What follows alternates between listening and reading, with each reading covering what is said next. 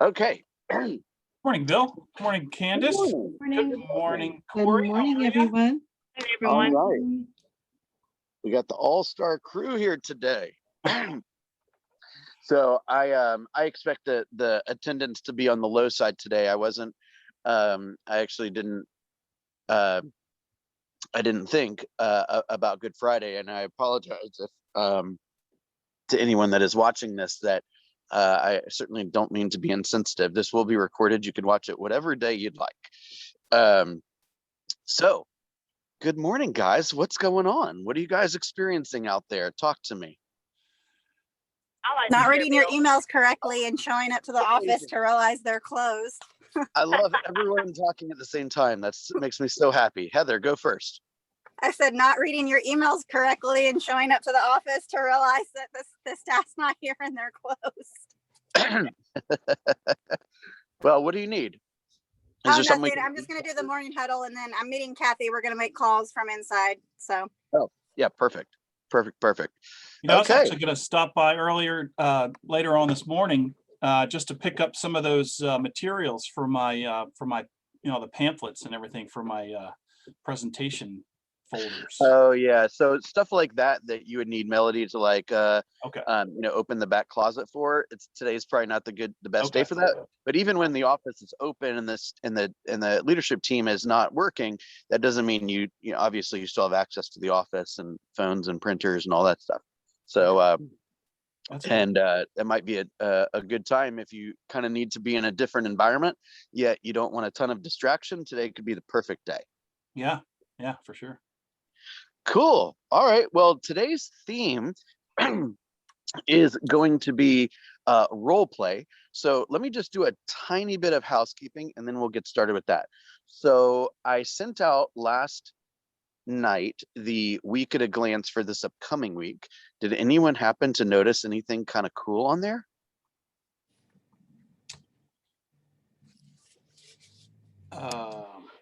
There was one thing that has never been on the sheet before. Wait, you sent it last night? I just checked my email like 2 seconds ago. I sent it to the WhatsApp to everyone in WhatsApp. Oh, I thought you meant email. Let's see. I'll go ahead and tell you. I just thought somebody would be able to rattle it off very fast. So guess who's coming to visit with us? Oh, next I saw that. Yes. Yeah. The big man. The big man. Yeah. Sam Jackson. Yeah. So Andy Peters is coming to hang out with us on Wednesday, I believe. Is that right? That is Wednesday. Yeah. Let me double check. Should be Wednesday. And special guest Andy Peters, morning huddle, 8:30, 9:15 Wednesday. Heck yeah. There you go. So I'm going to encourage everyone to block off their schedule and to make sure they are there.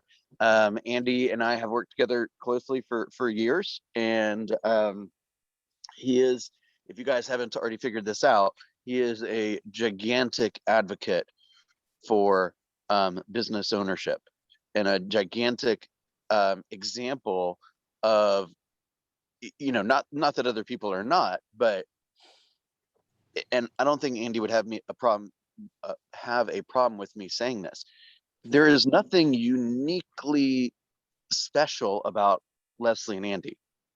They just did a lot of the work, right? And they followed the model. I don't think I've ever met anyone at KW that was a better model follower than them. Okay.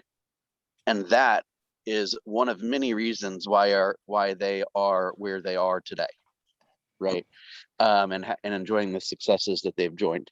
I do want to, while I'm thinking about it, I just want to take a moment to bring one thing to your attention about Andy that many of us don't know, which is I remember going to, so this was when I was team leader, this a couple years ago at Family Union, I think, and he was on stage, giving kind of an overview of his organizations. And he says, I got the sales team here and I, manage this and run this. And I've got the 3 market centers and, have 3 leaders that run those. And somebody kind of asked him this kind of strange question, in my opinion, and says, well, what do you do if you got all these people running all the things that you run? What do you do all day? Right. And I was like, man, like maybe you could ask him that question in private, right? I don't know, it kind of came across a little strange, but I'll tell you, he gave an answer that I will never forget. And you know what he said? He said, well, while my leaders are running the organizations that I have put them in charge of, I am spending all day looking for their next opportunity. Right.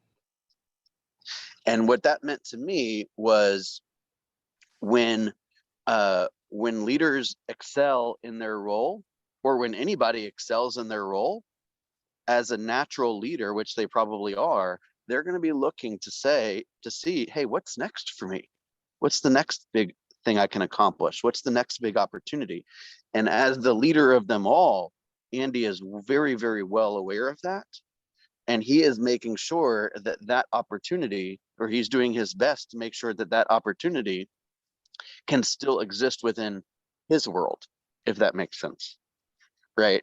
So I thought that that was a perfect answer. I will never forget that. And I mean, I was very happy at that moment. But I'm happy to be in an organization that he is guiding, because there is plenty of opportunity. There's plenty of opportunity, but there's plenty of opportunity coming too. Does that make sense? Yeah. Cool. So that is 8:30 to 9:15 Wednesday. We're gonna have the special guest of Andy Peters. So please make sure you're here. This is just gonna be for Roswell, just for our group. Okay. All right. Let's see who's here real fast. All right, Hey, Bill, guys. can I share something really quickly? Please. So I added 3 people to my database yesterday. One was a lender, one was a real estate agent in Auburn, and another was a principal that I'm working with. So that was pretty cool. Like a school principal? Yeah, it's actually one of my clients I have under contract, and I kind of agreed that I was gonna give like 5% of my commission, like $200 per transaction I have in exchange with, and it's a private prep school. So in exchange to like getting in front of the teachers and kind of doing a first time home buyer seminar. And she said that her the kids that's like in the middle school have the opportunity to learn about flip homes and things. And she was like, she never thought about to bring a realtor in. So she'll allow me to talk to the kids and give them materials to take back home to their parents. So that was pretty cool. Whoa. Yeah. That's only going to cost you $200 losing. That is some amazing money well spent. Today, Ashley Goodrich in our group has her first closing at KW, and is a $1.3 million buyer, and she got that buyer the exact same way. Wow. Because her kids go to private school, and she is involved in the PTA and all that kind of stuff, and she has a lot of relationships with the leadership in the school, and and has built relationships. So gosh, I can't think of that's 3 amazing people to your database, right? A principal who when you get in the good favor of the principal, anytime, what we're trying to do is anytime somebody mentions real estate in front of that person, they go out of their way to make sure that you're the one that services that opportunity, right? Exactly. And then to have somebody that's outside of the market, right? Nobody from Auburn is coming to, not Auburn. What did you say? Yeah, it was Auburn. I was actually searching, my friends moving to Auburn for work, and I called the KW office and said, hey, I'm a KW realtor in Roswell. Can you connect me with someone that can help my friend find a rental? And she was like, yeah, and I love to add you to my database, and we got to talking like that. So that was pretty good.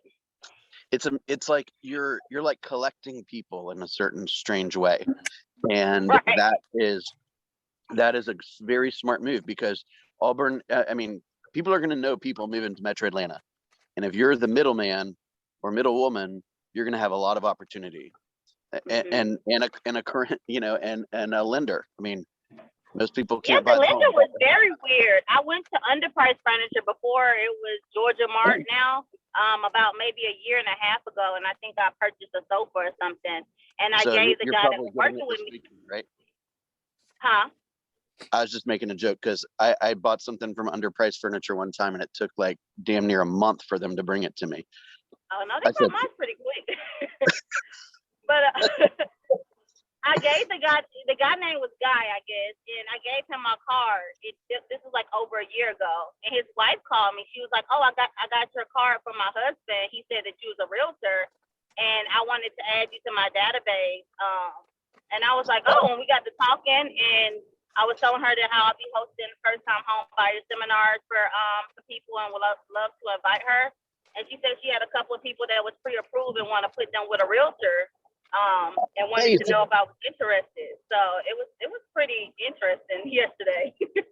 that what a great day. What a great day. So first day of the quarter, we said we had 3 people to the database. You did exactly that. Great work. Let me throw out one piece of advice on one thing you just said, which is we have to be really careful with the way that it didn't sound like you created any weirdness, but there's a better way to do one thing that you just mentioned, which is like if somebody were to come to me and say like, I'd like to put you in my database, I'd be like, I don't know, what am I going to get if I'm in your database, right? So if you say, I'd like to put you in my database, kind of the frame in which that conversation is happening is it's going to benefit me if you're in my database. A different way to kind of think through that would be, hey, as a, and you can kind of choose your own words here, but look, I would love an opportunity to be a resource for you in the future, right? Deliver any market updates or introduce you to a vendor or, any kind of home related, professionals, or be available to answer any questions that you may have. So, what type of information are you most interested in right now? And that's what I'll be happy to send you that, right? Or share that with you on a periodic basis. So it frames everything from the, what do you get to be in my database? You see what I'm saying? Like I don't really want to be in anyone's database, but I want whatever pieces of value they want to share. You see what I'm saying? It's a little tiny nuance, but remember, we are service providers. And so we want to do our best to determine what are the actual services that our people want, right? And now if you want that service, then I'm going to need to make sure I have your address, and I'm going to have to make sure that I have your email and text and all that. But whenever you're asking for some, enough information so that you can, quote, put them in your database, you want to make sure that you are learning about or expressing to them, what are the benefits of being in my database, right? Is it like some kind of club? Like, do I get some kind of cool stuff, right? Like, what's in it for me? You see what I'm saying? Candace, do you have some thoughts on that? Sorry to put you on the spot. No, it's okay. I believe words are powerful. And so I do believe the way you frame things it makes a difference in the response that you get. And so you'll, those kinds of things will come more easily as you practice them. But I think that's a good point. Absolutely. Can I add something? Of course. So there was some training I went through, back at corporate, I don't know, maybe 15 years ago or something. And I remember there was an acronym. It was WIFM. It was WIIFM. Yep. And what's in it for me? What's in it for me? Yeah. So you have to think about it from that perspective, from the other person, because so like Markia, your contact, or this person's wife who called you and said, I want to add you to my contact database. She didn't have that in mind.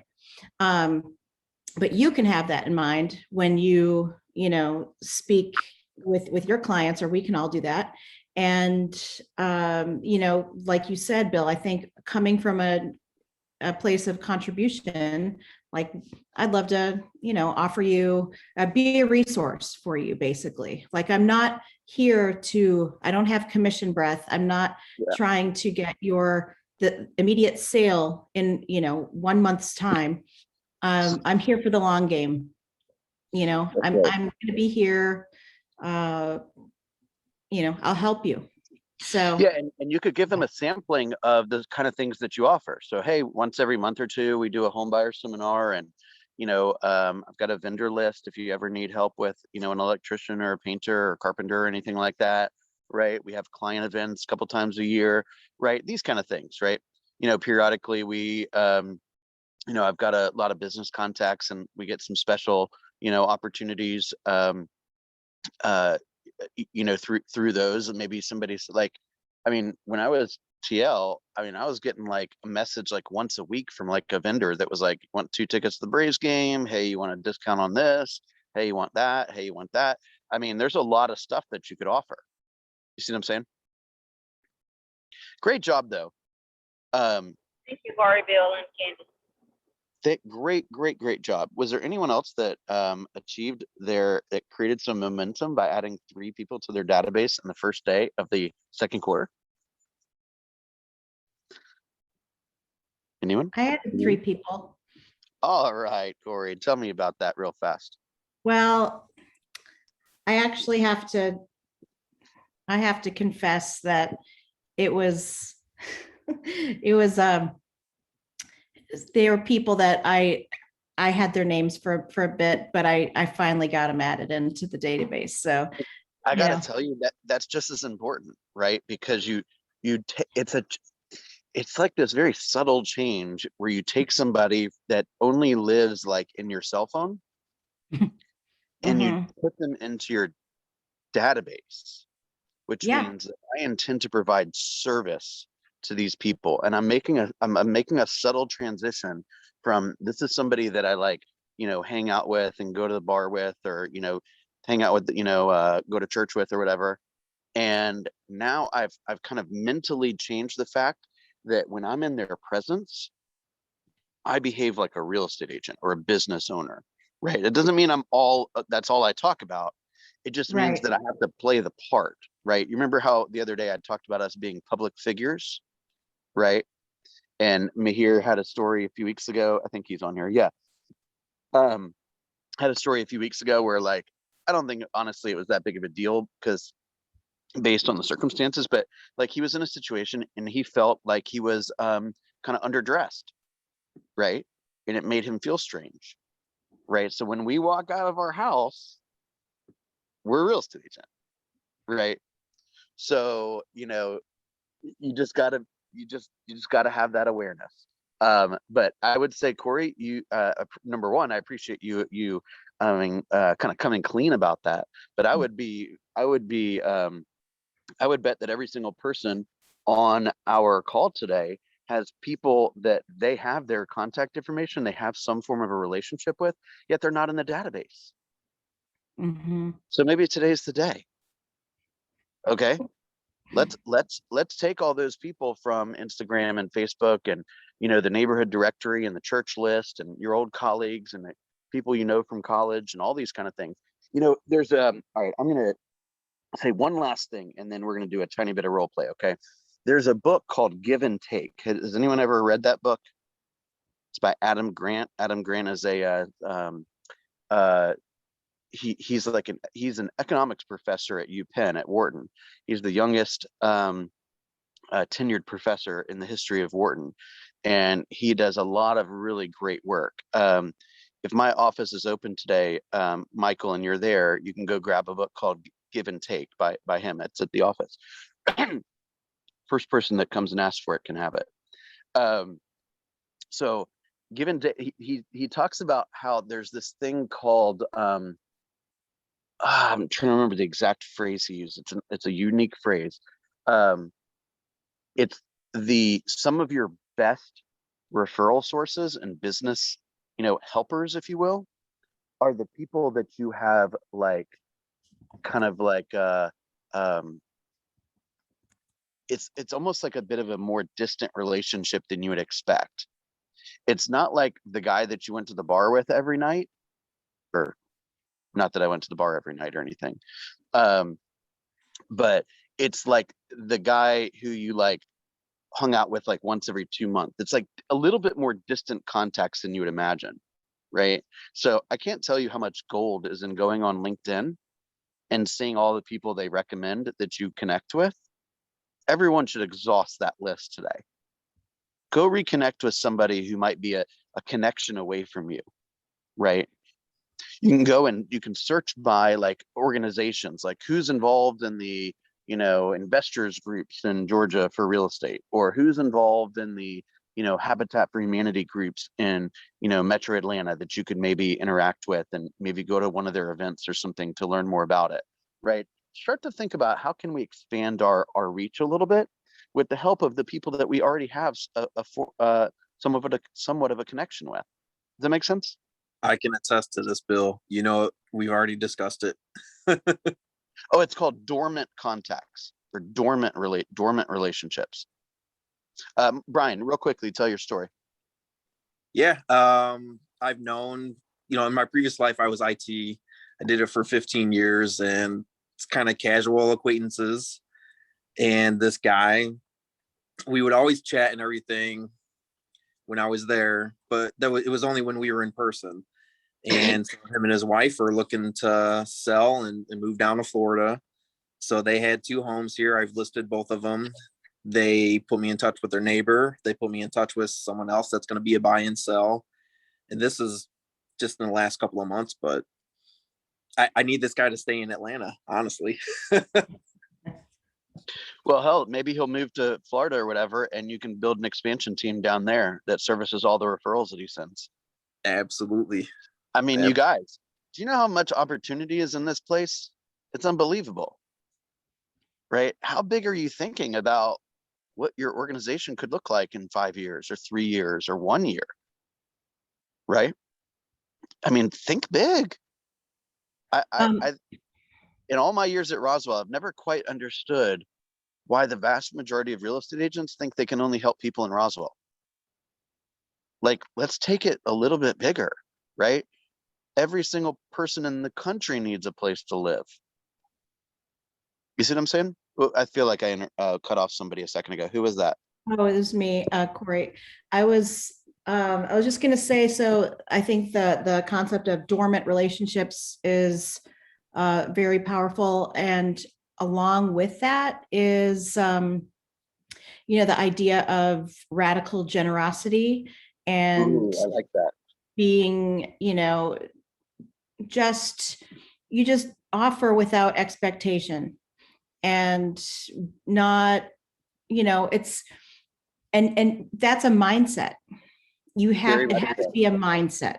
It can't be so like, for example, that's how I got the half commission from, my I guess it was my first official check, was because I was just helping. I was like, oh yeah, I'll help you. I'll open some doors for you, even though you have an agent. Like I talked with the agent, it was all good. So, and hello, Miriam, Shayna. No, wait, Shayna, Yep. Did I say it right? Yep. Okay, that's enough. So you can sit next to me if you would like to stay, okay? Corey, keep going. Okay, sorry, I was just distracted. Me too. Sorry. So wait, what was I saying? Yeah, anyway, so I was giving them the check radical. Yeah, so offering something without much expectation. And I was quite surprised actually when she said, oh, I want to give you half my commission. I was like, oh my gosh, okay, sign here really quick before you change your mind. But I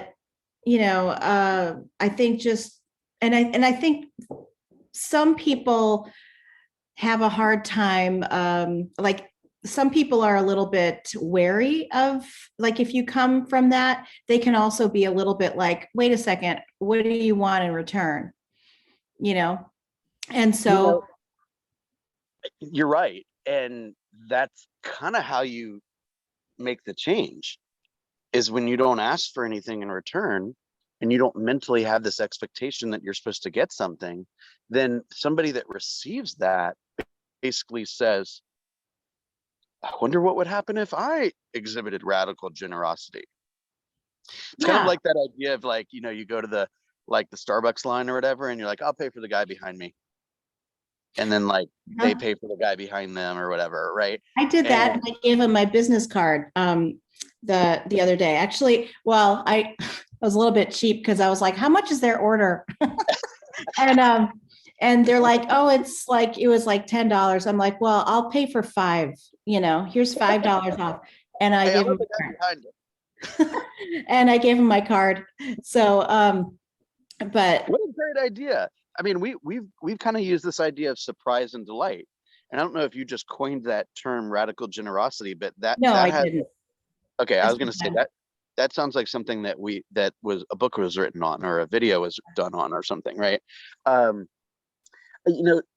hope, and I want to say this is kind of on my head a little bit, is if somebody were to watch this video, and maybe hopefully this is not happening as we speak, but I'm hoping that if you're listening to this, you don't just say to yourself, gosh, when is he going to start talking about real estate or something, right? Like, this is the heart of it, right? This is what this business is all about, right? And sometimes people are like waiting for the script, or like waiting for like the nugget. Like, there's nuggets everywhere, right? You just have to be receptive to hearing them. You see what I'm saying? I want to add one more thing. I know we want to get into scripts, but there's one more thing. And it's, has anybody heard of Giftology? It's a book called Giftology. So I think we could talk about that in more detail at another time. But the idea of, really putting some good thought into what you're giving to your clients or potential clients, and not just gifts, but just contributions. So right. Gifts are attention. It's time. Sometimes it's a shoulder to cry on. Sometimes it's somebody to congratulate them, right? I'm chatting with a woman now who is really in a sales environment where, not uncommon to most of us, like we like recognition, right? And she's getting zero recognition where she is. Well, it doesn't have to be that way, right? And myself and a lot of the other leaders at Roswell have been very, very intentional about creating a culture where that is typical, but it's not typical everywhere. You see what I'm saying? Those sound like acts of service, or I'm sorry, the love languages.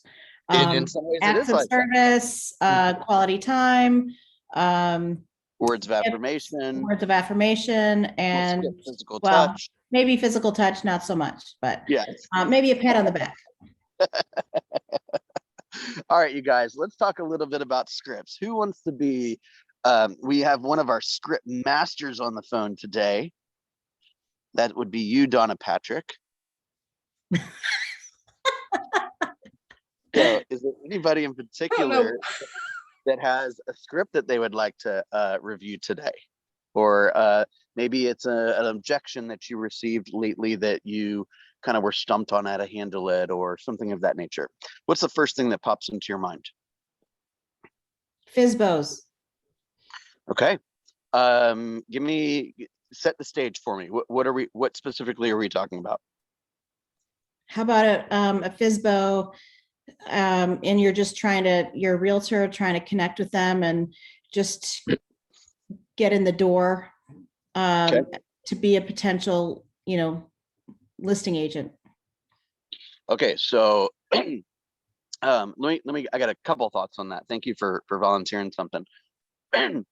We posted a video. A couple days ago from a guy named Jeff Glover, which is specifically on this topic. I really like his approach. I've trained with him a little in the past, and like, honestly, I don't like everything he does, but I really liked his approach on this. He is a mega agent and an office owner, and he has a big training company within KW. So he's a big player in the KW space. So if you've not watched that video, I highly recommend that you watch it. I believe we posted on the announcements page.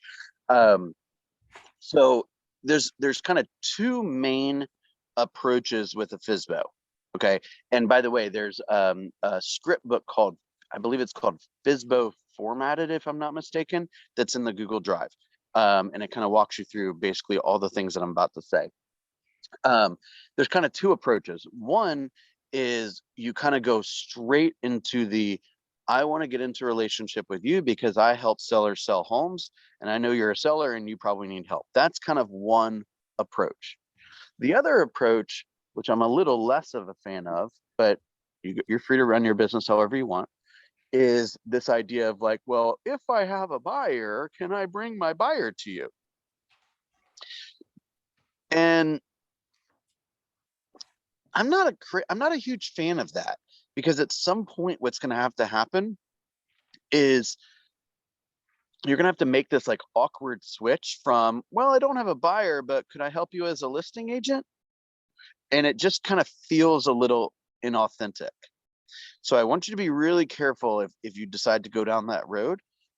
It's going to be a strange transition, and it's not, and it could potentially appear like you were using a roundabout way to get exposure when, or to get in, in front of them, when you didn't have to do it that way. Okay, so there's a lot of different ways that you could approach, that conversation, right? At the end of the day, the biggest question is, hey, I work with home buyers and sellers in the area, and I was curious, how can I help you? Right? And then the most important thing that to them, for them right now, is what is the next thing that's going to come out of their mouth. Right? And then you can let that kind of direct the conversation, right? I'm starting off in a very vague way, but it's a very good way to figure out what the most pressing topic is for you or for them. Okay, so, and Candace, I want you to have an opportunity to take on this as well, but you can keep it pretty broad at the beginning, right? Hey, I was wondering, I speak to buyers and sellers all day long, and I was just curious, how can I help you? Well, I'm looking to sell my house. Great. So where are you planning to move to? And you can move right into the normal seller pre-qualification questions, right? Where are you planning to move? Right? Why are you planning to move to, Dallas? I'm planning to move because that's where my most of my family is. Awesome. How quickly are you hoping to get out there? Right? And you can go down whatever route they want to go to. So, hey, just out of curiosity, what's the experience been like so far? Right? Well, we've been listed for 3 weeks and we've only had like 2 showings. Oh, only had, right? Remember, Candace said words are important. So they didn't say we've had 3 showings. They said we've only had 3 showings.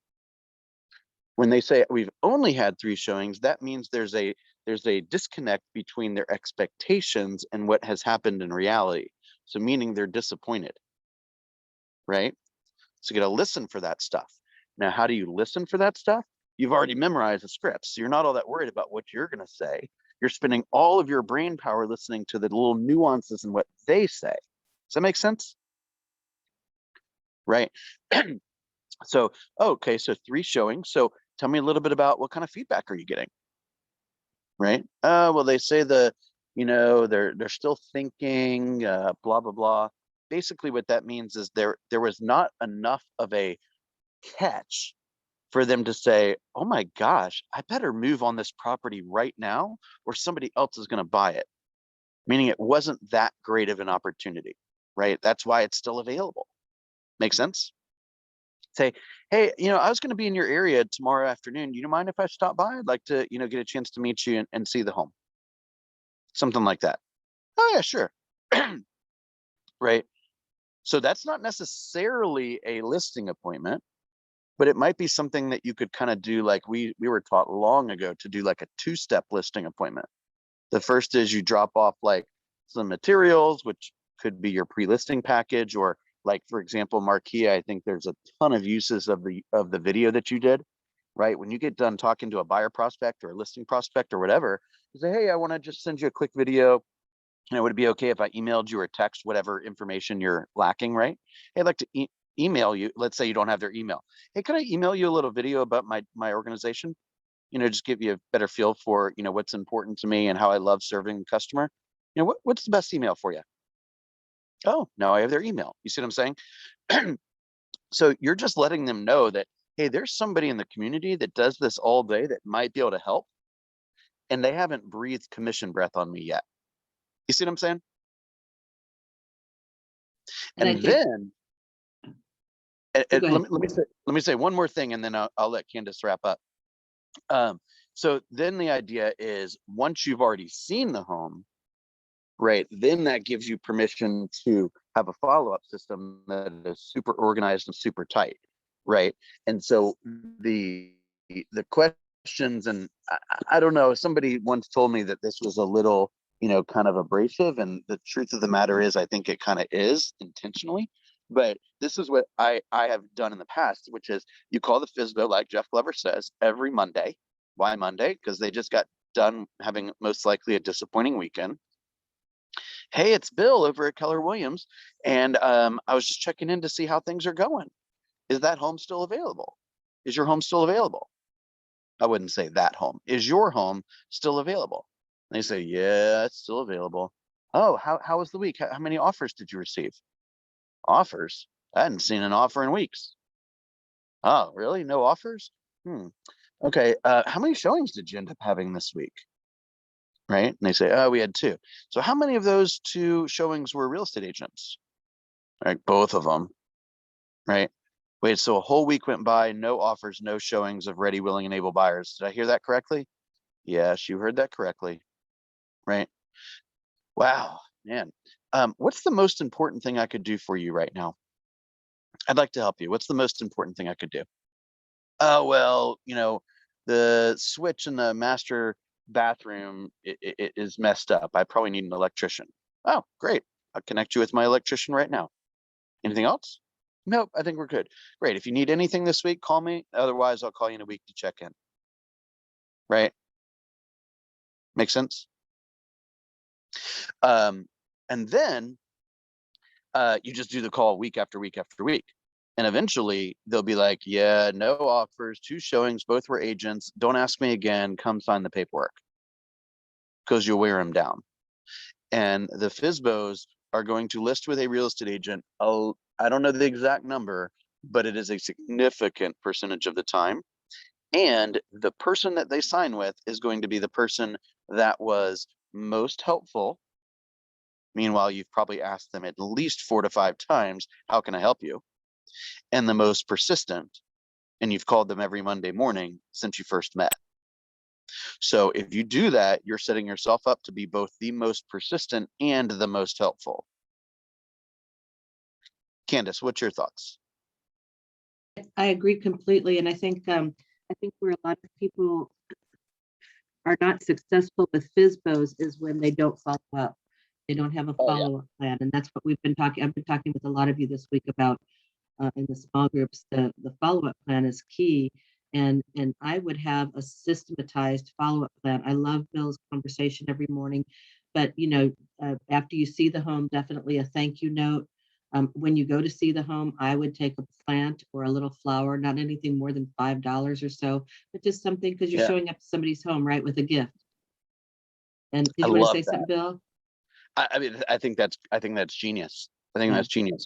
The follow-up plan is so critical. Like, no one has ever, I don't know of a single agent, a single time, a single appointment in all my years, and probably all of Candace's years, that they're like, you know what? As a matter of fact, I was waiting for a random real estate agent to call me. I'm ready to sign. Can you just bring over all the necessary paperwork? I've got the extra keys ready and everything. Right? These relationships take a little time. Right? But when you're the cool thing about systems and follow-up is that not only does it keep you organized, but it's impressive to the other person. Right? But they'll start noticing the trend. They're like, Monday morning, Bill's going to call me and ask about this house. Right? So if Bill doesn't call, I should probably call the cops because Bill's probably on the side of the road somewhere. See what I'm saying? So that goes back to standards and habits. Right? When somebody is in a business relationship with me, what can they expect? right? How do you want them to feel? What is the experience that you want to give them, right? Has anyone ever stayed in a hotel that costs, let's say $60 a night, and then stayed at a hotel that, let's say, cost a couple $100 a night? Is it a different experience? I'm not saying one's better than the other. Quite frankly, that's one of the things I really don't like spending money on. I really don't like spending money on another bed to sleep on, right? But I understand that there's a difference in the experience. Does that make sense? Okay, Corey, I was probably a bit disappointing in terms of the actual role play. I feel like I kind of played both parts there for a second. Was there something in particular that you wanted to review? No, I just thought we were going to do the script practice. Hey, Bill, I have a quick question. You can always count on Corey to be direct. I love it. Donna, what's your question? Well, I have a question about FSBOs and that conversation. I read something recently on KW Out Front, that email magazine that we get. Yeah. And it was a team that's it's talking about a team that's really successful, reaching out to FSBOs and expireds. And he mentioned that in his conversation with the FSBO, he offers not only to provide flyers, to print off some flyers after asking if the FSBO has flyers, but he also offers a contract. And he says that, he said, I can't give you our Keller Williams contract, because that's our contract. We've, run it by attorneys and all that, but he's offering some other contracts. So do you have any insight into that, where we can offer something like a contract for them to use so that they can have a buyer sign immediately when the buyer comes on site? So this is a script supposedly that's working for this team. I just wanted to get your thoughts on that. The contract that comes to mind is like a disclosure statement, but that would have the same effects as a sales contract. So I want to ask around about that. And I'll send you I kept it, I printed it off, and I thought I had the link, so I'll send it to you so you can read through it and let me know what you think. Yeah, let me look into that a little bit more, but you could always say something like, hey, do you have the disclosure statements in place for this property? And they're going to be like, wait, I'm supposed to have a disclosure statement? Right. Let me ask. You're reminding them about kind of the complexities, the responsibilities of a real estate transaction and of a sale, right? And then they leave that meeting, they're like, damn, disclosure statements. Where am I going to find disclosure statements, right? Where they say, oh my gosh, I wonder if there's more stuff I'm missing. And I don't want to say you're scaring them, but you're just letting them know that, like, hey, have you thought about this? Have you thought about this? Have you thought about this? Have you thought about this? Right. More to it than just sticking a sign in the yard or throwing it on Zillow. There's exactly. A little more liability, safety, etc. Right? Hey, what is your screening process for letting people in? Right.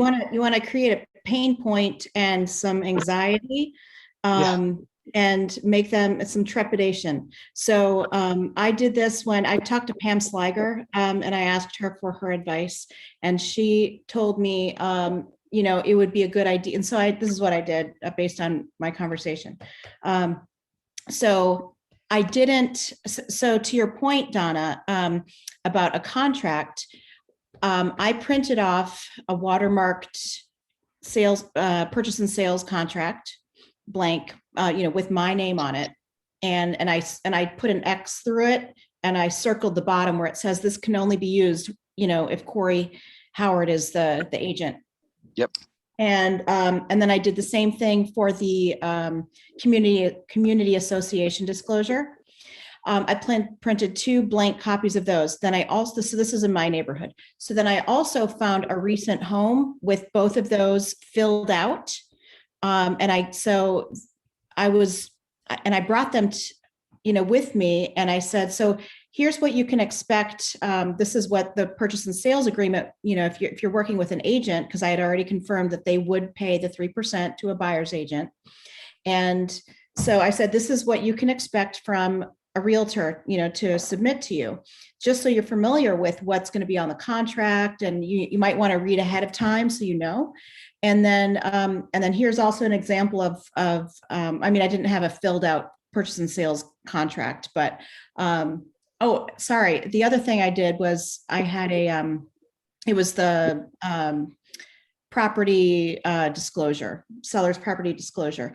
I had that, a blank one of those, and then another, like an example of that filled out, so that they would see what it would look like, and what kinds of things were disclosed. I explained, I said, the more honest and upfront and open you are about what's going on with your home, the better you're gonna do with the sale. And so they're a little bit like, oh, well, okay, yeah, thank you for bringing that, and because they didn't expect that I would bring all this stuff. And I just said, I'm sure you will sell your home. Yeah, I'm sure, you've done so much research, because you want to make them feel like they are smart, and that they know and capable, and they know what they're doing, like kind of affirm your belief in them. 100%. Great. So, people want to, Bill, you said this a long time ago, and I remember you said people want to be right and look good. And right. So I remembered that. And so you want to, you just, it's not like you're flattering them, but a little bit you kind of are. You're just like, oh, I'm sure you got this, and, right. But, then to the Jeff Glovers, I watched the video, and he said, like, well, like, so if you do happen to have any issues with selling the home, like, have you thought about how long you would wait to hire a realtor? And he said usually about 2 to 3 weeks, depending on what their timeline is. 100%. And that's actually what my people said. But this guy is convinced he's going to do it himself, and he might, but they actually, after meeting with me, they cut their price 10,000, because they were 30,000 over the, and this is another thing, Bill, you always talk about listing your home with like 900. Yeah. Like, so they had it 409.9, and I told them, I said, I'm like, this is a pet peeve of mine when people list their home I used your line about the t-shirts. Yeah. I said, we're not selling t-shirts here. We're selling a house. I said, and when people list it for, whatever, 9, I said, it doesn't do any good. So, I mean, right. I was very opinionated. We'll also share with them the reasoning, which is that people are using bracketed pricing for searching, right? They're not right. going up to 410, they're going up to 400, and say, look, let me ask you a question. Okay. If the way it is right now, your home is going to appear on the lower end of the list, right? So you're going to be at 409, and they're basically going to be comparing it to homes that are 425, 450. And your home is going to appear like the least updated, the smallest, etc. If you're on the 400 and below list, your home will be the most impressive on that list. And psychologically, they will want to get there fast to take advantage of it. And so much likely that not only will that happen, but you'll probably get multiple people that want it. And you may end up driving the price to 409. And they're like, well, so you're already contributing to them. So now the name of the game is the follow-up, right? Now the name of the game is the follow-up. That is I've had a lot of fun today. This is some good stuff, you guys. Any final thoughts? I just posted the link to the scripts that I was talking about in the chat if anybody else is interested, and I'll email it to you. Would you do me a favor, Donna, and post that in the help group for WhatsApp? Yeah, sure. Thank you. I also posted a woman's named and I also posted this in the help chat. Her name is Emily Peckham. I think that's her name, Peckham. She's an agent out of I believe like Nashville or somewhere in Tennessee, and she has become kind of the like FSBO queen of Keller Williams, if you will. She's like every FSBO class that KW is a part of right now, she seems to be there. This woman sold like over 100 homes in her second year in real estate. So you can go on YouTube and search her. She's got some starting to get some presence on social media. She's got a lot of scripts and ideas and stuff. She is awesome, and she is so like unassuming, but she is laser focused on helping people. So that's what I want. I heard a line yesterday or day before yesterday that says something like, "Don't you deserve friends that brag about you?" This is Brooke Woolley posted this. Don't you deserve friends that brag about you behind your back? Right? Rather than, make unflattering comments about you, right? So, think about this. It's like, what are your friends saying about you behind your back? Are they saying, that's somebody that's good at follow-up, that's like, gives radical generosity, that always has a smile, that appears to be professional, takes care of her people, asks great questions, makes people think big, right? Isn't that the kind of reputation you want? Because when you build that reputation outside of business, people know that you exhibit that reputation within business too. That makes sense? Okay, Candace is going to be running the show on Monday. I will be traveling back into town, so make sure you tune into Candace's Zoom on Monday, and I will be back Tuesday morning. And I am so grateful for you guys for surviving while I was away for a few days, and I'm excited to get back. I'm super proud of you. We have crossed our goals for both appointments held and listings taken. As I mentioned the other day, Candace and I are hard at work trying to figure out how to make this a better match for every single one of you. And I'll speak on behalf of Candace and I right now. We are just super appreciative and super grateful to be in business with each of you. And we know that we're not just impacting you, we're impacting your prospects and your clients. We're impacting your family. We're impacting all the people that count on you. And that's what we love to do. So thank you for all that you guys are doing. We're super proud of you, and have a wonderful weekend. Thank Thanks, Bill. you. Thanks, Candace. Have a great day. Thank you, Bill and Everybody. Candace. Appreciate